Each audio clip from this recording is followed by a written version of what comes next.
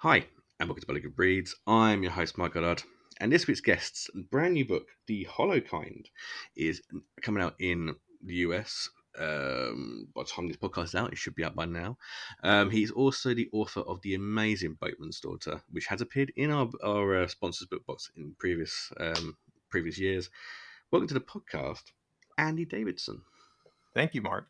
Welcome to the podcast. What we like to do here on Bloody Good Reads is force authors to pick 3 books they love because I am a bastard. But what we like to do before we get to that stage is what I like to ask every guest is, how did you get into the horror genre? Well, horror was essentially for me my first love as a reader. I think the first books that I read that were adult novels were horror novels. And so it's been what I've been reading all my life. And it just seemed like a natural sort of fit for me to move into horror when I was trying to think of like what genre do I want to work in as a writer.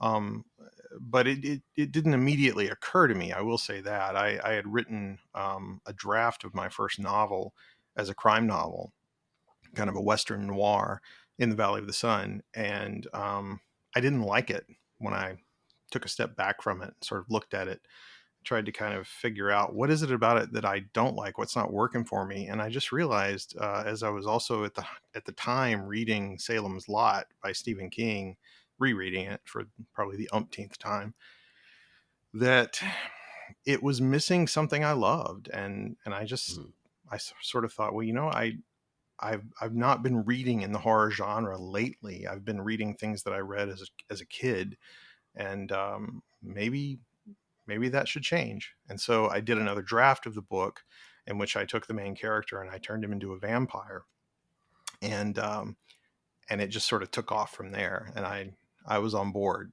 after that with horror. Cool. So what kind of stuff did you read growing up? What was kind of your tastes?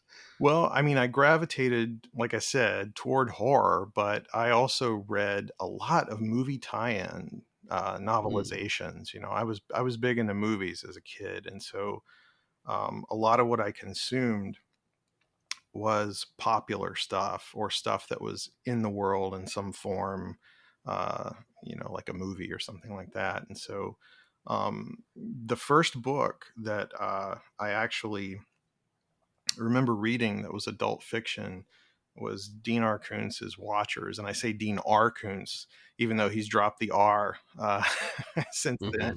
Um, so I like to say that I read Dean Koontz back when he had the R and didn't have hair. And things sort of flipped. At some point, he lost the R, but he gained hair. It's kind of mysterious. But yeah, Watchers was one of the first books that I read. My mom introduced me to it. She told me about it, and she had read it, and she said I would like it. And I've always been very grateful to my mom for being that cool. It happens a lot. It's always parents that seem to be the kind of entry point for a lot of people. Yeah. Yeah. I got into Stephen King because of my dad. He was a high school principal and English teacher before that, and so I grew up in a bookish house. Which is always a good way of doing it. Mm-hmm. Always a good way. So before we get on to your writing, again, like I've said previously, what we like to do here is force authors to pick 3 books that they absolutely love. So what is your first bloody good read? Well, I think for the first book I want to talk about, I'm going to be really boring, and I'm actually going to use Stephen King. I know that King is probably like the number one name that you get thrown on this podcast. He's the most pit offer on this podcast. But I have to be true to myself here and talk about it. I read it probably for the first time a few years after it came out. So I think it was around maybe 1989 that I read that. So I was about 11 years old. And it kind of blew me away in terms of like what you could do with a book. It was not like other stories that I had read that were simply page turning sort of plot propelled novels. This was a book that had digressions. This was a book that was, over 1,000 pages long. And it was essentially the history of a town. And so as an 11-year-old kid to be caught up in reading the history of a place, that to me sort of sets it apart as a very special book, in that it was able to capture my imagination and attention despite not being a very traditionally structured or put together book. And of course now, like, there's so many books that have imitated that over the years, and so many authors that imitate that book. And I think even I'm guilty of that in some instances, but for me, that's the book I would point to and say, this was the one that kind of changed my perspective on what a book could be. It's not one, I believe. I've done about 70 episodes not so far. I can forget who exactly has picked what, but I don't think we've had it before. Oh, wow. Had many, Salem's Lot and Yeah. The Stand, and always The Stand for some reason. But no, never had to get one. So no, it's a good choice. It's Cool. one that I've always started but never finished. Because I'm such a slow reader.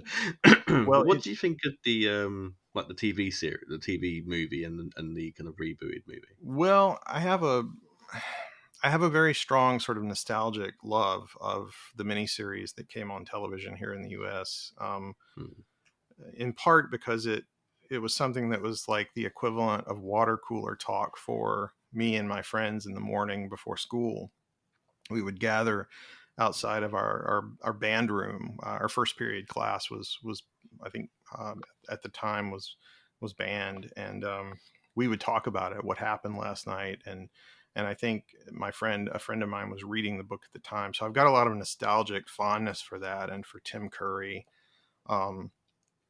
who again kind of took that, what was already an iconic character on the page, and made it into something new and equally iconic for film. But it's got its failings and its shortcomings for sure. In terms of the new film adaptation that Machete did, I really like the first one. And I think the second chapter is less successful. I think that, there are some better ways that you could have told that story structurally with film. And of course, now with the advent of streaming and limited series and things like that, there's maybe some better directions that could have gone in. But there's a lot about it to love. Like, it's even both parts. Like, I love the fact that it embraced in a way the kind of weirdness of the book in that cosmic sense that the 90s miniseries didn't so much. They sort of reduced it to it's a giant spider creature in a cave underground. But they get a little deeper into the weirdness of it in the film. So they're both good. I lean more towards the previous incarnation, just because it's probably the one that I saw at the right time, the right place. I think a lot of us did for that one. Yeah. Yeah, definitely. Brilliant. Brilliant choice. So let's go on to kind of your love of writing. So where did the love of writing start for you? Because obviously you said you were brought up in a bookish household. I'm assuming as your dad was an English teacher as well. He was. Kind of wanted to write quite at a young age. Honestly, I think that my love for writing, yes, it came at an early age, but it was more as a result of a teacher that I had in school than it was directly from my parents. I don't remember doing a lot of writing prior to the 5th grade when I was 10 years old. Maybe I did. Maybe I wrote things. I don't know. But I had a teacher who every morning would allow us about 30 minutes of quiet journaling time. And that for me was my favorite part of the day and of school. And I don't think she realized in as much as like how much it meant to some of us, especially to me. But yeah, I kept a notebook and I would write every day, and I would write little stories, and they would be these sort of serialized stories. And there was a story about a worm who lived underground, and he sort of drove a car and wore a hat and had a life and a wife and friends, and it was very strange and silly. And and I was very shy about reading those in front of the class. And I had this guy that sat in front of me, Kyle. Oh gosh, what was his last name? Anyway, his name's Kyle. one day Kyle turns around, grabs the notebook, and goes up to the front of the class, because at the end of every session, the teacher would ask, does anybody want to read out loud from what you did? And Kyle knew I wouldn't do it, but he had read some of what I had written and he liked it. So he grabbed it and went up there. And I was just like deeply embarrassed by this. And he started reading and he butchered it. Like, he destroyed it. He could not read to save his life. And I sort of vowed, okay, the next time I have the opportunity to do this, I'm going to get up there and do it right. And I did. And when I looked up from that, everybody was listening. I mean, this entire class of 10-year-olds was like paying attention to me. And I think that was the first sort of taste that I ever had of that relationship you get with an audience when you've got something to say and people are listening to you. And that was, for me, a very formative moment, I think. Gives you like a bit of confidence as well. So it's always, Yes. always good. So when did the love of writing as an adult come up? When did you kind of decide, I'm going to start writing stories and getting them published? And I went through a period where I wasn't certain, when I was in probably high school, what I wanted to do in the future. I mean, that's no big shock. Everybody does. But I had a lot of like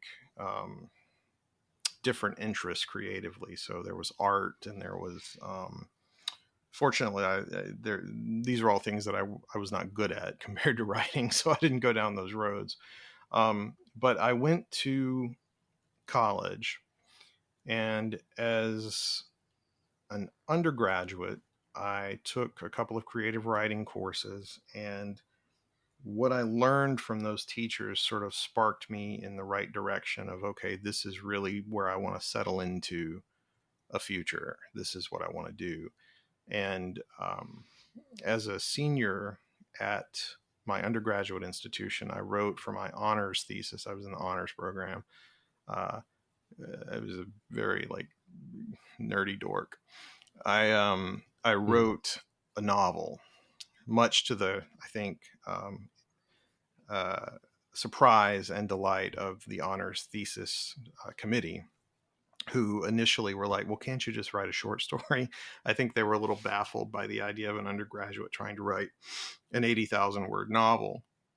But I did. And of course, I recently found a copy of that in my parents' shed. It was terrible.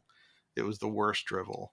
And to my horror, that's actually probably in the library archives of my undergraduate institution. So, but I knew based on doing that and that experience, this is what I want to do. And so I started applying to graduate programs in creative writing. After I had a conversation with an editor who came through my college she was a member of like a conference that they were putting on there for some regional symposium or something. I don't even remember what it was, but she was an editor for our Strauss and Giroux. And so I was able to talk to her briefly, and she said, if you want to be a writer, you really should consider an MFA program as opposed to the PhD, because the MFA is much more about the creative act and not so much the academic end of it. And so I listened to her and went to Mississippi. That was where I was able to get into a program, and that was it. That was when I first started publishing as a graduate student there. Okay. So was it in the Valley of the Sun, which is that was your first kind of novel published? Right. Yeah. So from that point, you went on to do the very well reviewed and very popular Boatman's Daughter, which you then got a deal over here with Titan, which is a huge name in kind of indie horror, new authors. I mean, where did the idea for the Boatman's Daughter come along? I had finished In the Valley of the Sun, and my agent was shopping it, and I thought to myself, well, you did it once. Do you honestly think you can do that twice? You better just throw right in and see. And so I immediately, before that book even sold, started working on a second book, just to prove to myself that it wasn't a fluke, because I had spent almost 10 years after my graduate program ended not writing. I had not finished anything. I couldn't finish a novel to save my life. And, I think eventually it was just a combination of living life, getting older, and figuring out some committed methodology to outlining and finishing a book that I was able to do that. But I wanted to be sure I could do it again. And so I jumped right into The Boatman's Daughter. The idea for that essentially came from wanting to write a book that was set in my home state where I came from. I was born in Arkansas in the South, and I moved to Mississippi to go to graduate school. And by the time that In the Valley of the Sun was published, I was living in Georgia. So I'd sort of covered the whole of the South from left to right on the map in terms of where I'd been living. And In the Valley of the Sun was set in Texas, and I wanted to write something a little closer to home for me that was more personal in some ways, about place. And so I took that idea and I combined it with this old movie that I had seen when I was a kid called The Legend of Boggy Creek, which I don't know if you know that movie, but Yeah, I know. Yeah. yeah, the director of that is Charles Pierce, who it's sort of a pseudo documentary, and it has this blush of reality to it, right? And so I kind of wanted to write something set in that world, if not necessarily based in that story in particular, about this Fouke monster in Fouke, Arkansas, this monster that roams the woods. It's kind of a Bigfoot myth, Sasquatch sort of thing. And so yeah, I came up with the idea of this story kind of that would situate itself in that region, and I came up with the character of Miranda based on Miranda and the Tempest. The Shakespeare angle kind of came into it at some point in my thinking. I don't remember when, but then the creature figure was based in Caliban, and I sort of flipped some things in the Tempest and just played around with those tropes and types and yeah, I mean that's kind of a long answer, but it wasn't a clean process, like there was Yeah. no lightning bolt moment where that's the second project. I just kind of started writing and it happened. I had Yeah. other ideas that fell by the wayside and ended up in the hopper. Just kind of went with it. It worked, and that's a good thing. That's yeah, awesome. And you got got quite a good publisher over in the UK. You're with MCD for this one, and your new book in the States as well. So Right. so what we'll do, we'll go to your second pick. So what is your second bloody good read? Okay, this one does not come from my childhood. This is a book that I encountered pretty late, actually. I had seen Charles Lawton's film The Night of the Hunter when I was in graduate school and fell in love with it. Loved it for its kind of magic, its horror, its crime angle. It just spoke to all the things that I love in books, dreamlike, nightmarish, children in peril, all of these sorts of things. And I I guess for whatever reason I had never actually read the novel that it was based on. Didn't know anything about Davis Grubb, and my wife got a copy of it, a first edition of it, for me for Christmas one year, and I consumed it. And this was probably 2014 or 2015 when I first read this book.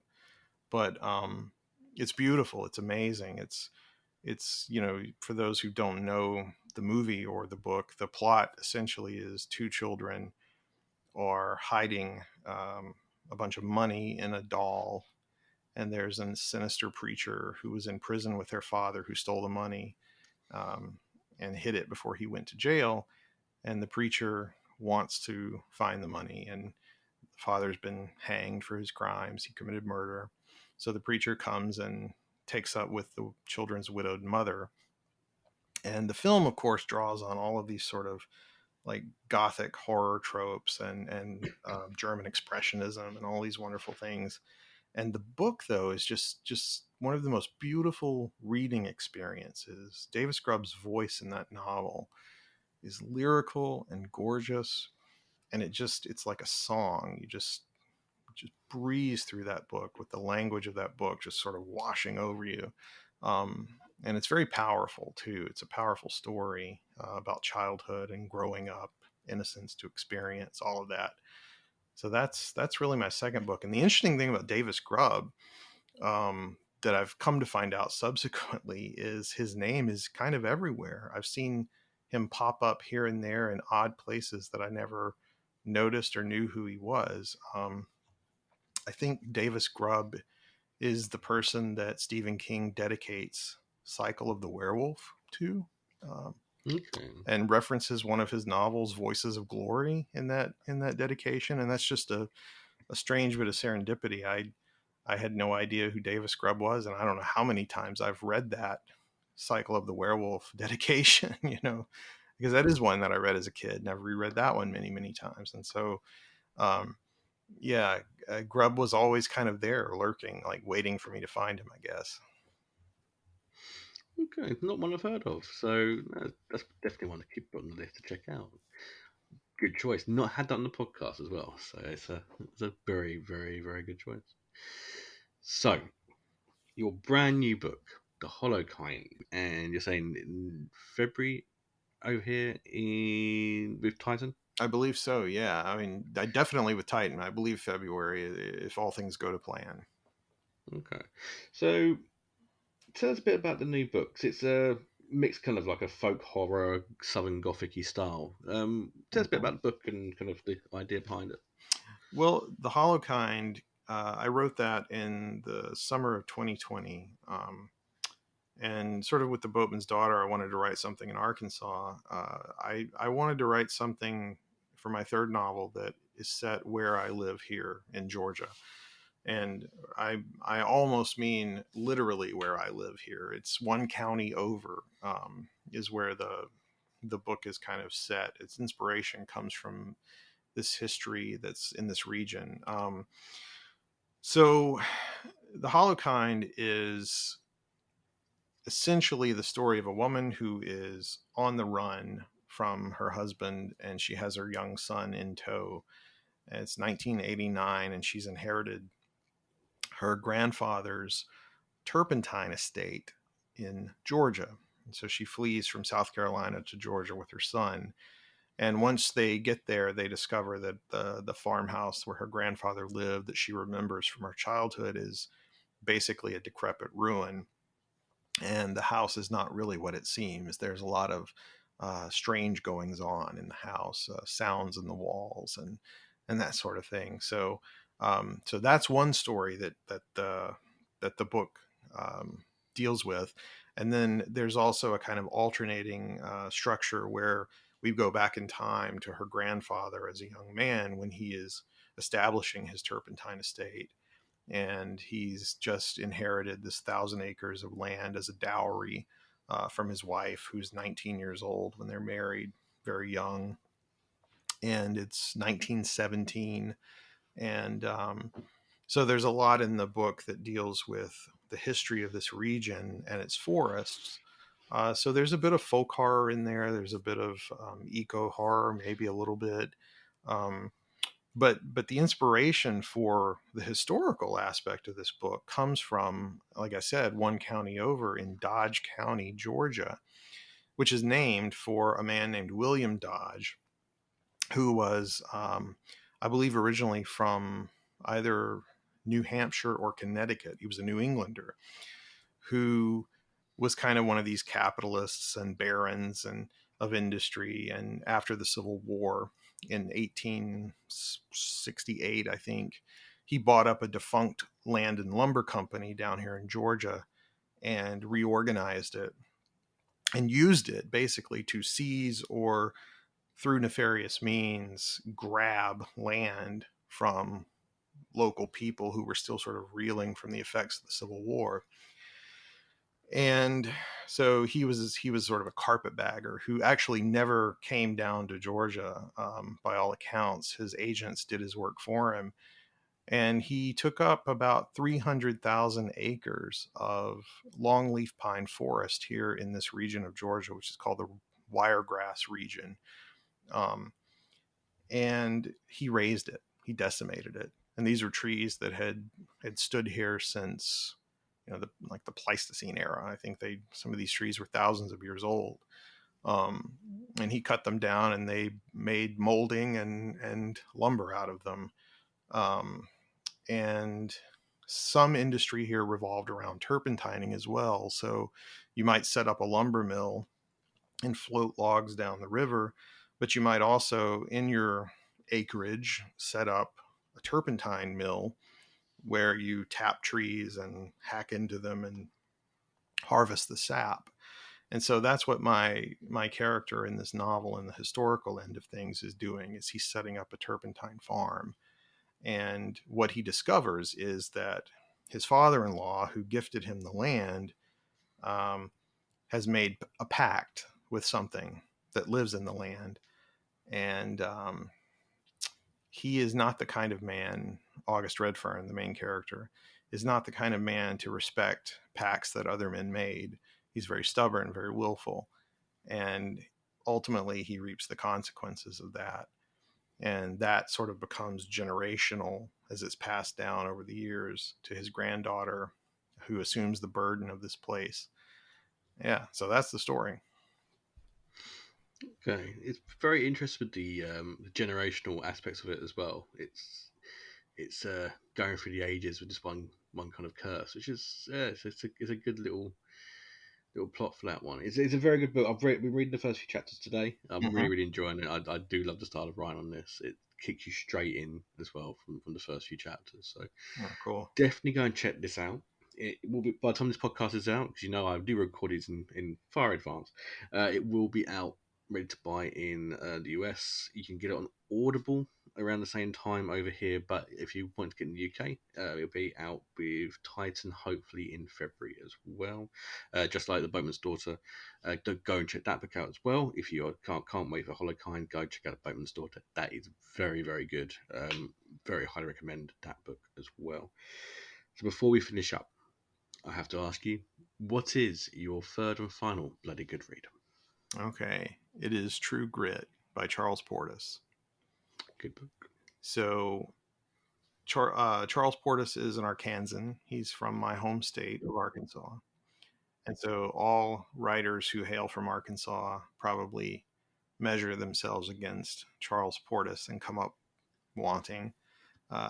Most writers, period, measure themselves against Charles Portis, or if they did, would come up wanting, I think.